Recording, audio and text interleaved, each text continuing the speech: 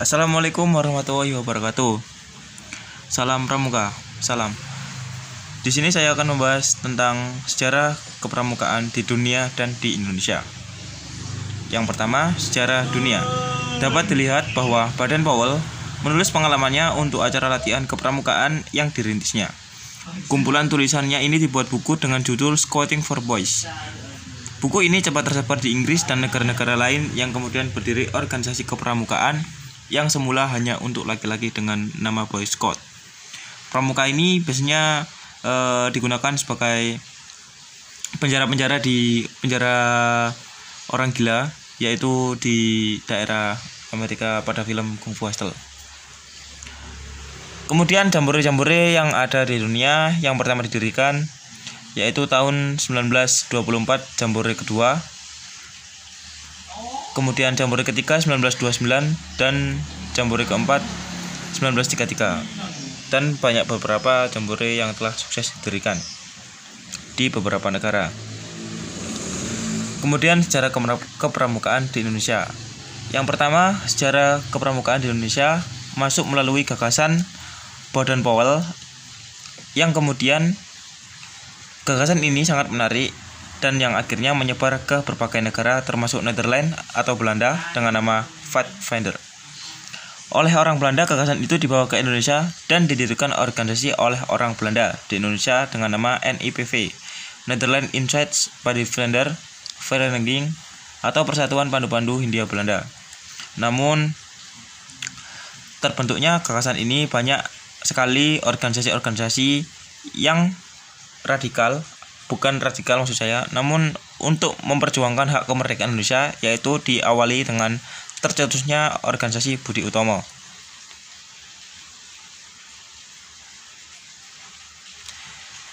Nah, disinilah adanya pelarangan gerakan-gerakan nasional oleh Jepang dan Hindia Belanda. Yang pertama yaitu Hindia Belanda, dan kemudian masa Jepang adanya organisasi-organisasi yang radikal kepada kepemerintahan penjajahan. Di Jepang sendiri ada gerakan-gerakan masa Jepang, yaitu gerakan peta atau putra. Kemudian gerakan ini salah satu gerakan kemerdekaan yang diadakan oleh pemuda-pemuda tanah air Indonesia. Kemudian sekitar tahun 1961 kepanduan Indonesia terpecah menjadi 100 organisasi kepanduan yang terhimpun dalam 3 federasi organisasi, yaitu IPindo, Ikatan Pandu Indonesia, berdiri 13 September 1951, serta Popindo, Persatuan Pandu Putri Indonesia, tahun 1954, dan PKPI, Persatuan Kepatuhan Putri Indonesia. Nah, gerakan-gerakan inilah yang menjadi cikal bakal tercetusnya gerakan-gerakan kemerdekaan di Indonesia. Nah, ini merupakan salah satu bentuk gerakan pada masa Belanda dan Jepang, yaitu Budi Utomo dan Syarikat Islam, serta Indispartits. Kemudian Perhimpunan Indonesia, Indisosial. Kemudian Demokratiske Vereniging, ISDV, Partai Nasional Indonesia. Nah, peran pramuka pada era kemerdekaan itu sangat banyak, yaitu peran-peran mereka yaitu menjadikan organisasi-organisasi kemerdekaan untuk membebaskan Indonesia dari masa penjajahan melalui gerakan putra, gerakan bawah tanah, serta gerakan bersenjata oleh pasukan Indonesia. Nah, ini merupakan peran pramuka pada kemerdekaan. Gerakan pramuka berperan sebagai pencetus organisasi yang bersifat nasional untuk kemerdekaan Indonesia, yaitu melalui IPindo dan Popindo yang telah saya sebutkan tadi. Nah, kemudian perkembangan gerakan pramuka.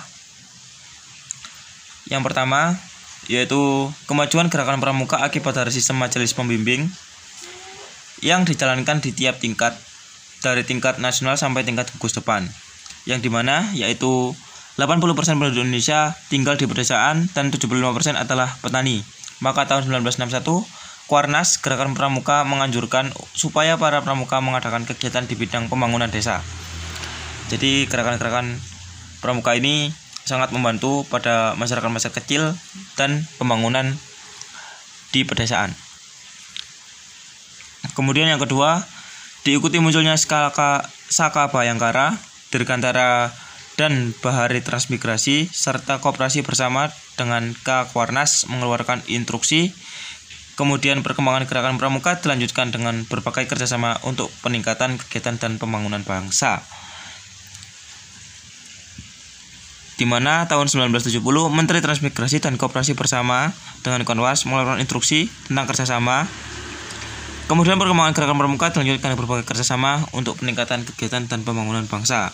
Nah, disinilah organisasi pramuka mulai maju dan berkontribusi dalam pembangunan kepada pemerintah dan di daerah-daerah seperti daerah pedesaan dan lain sebagainya.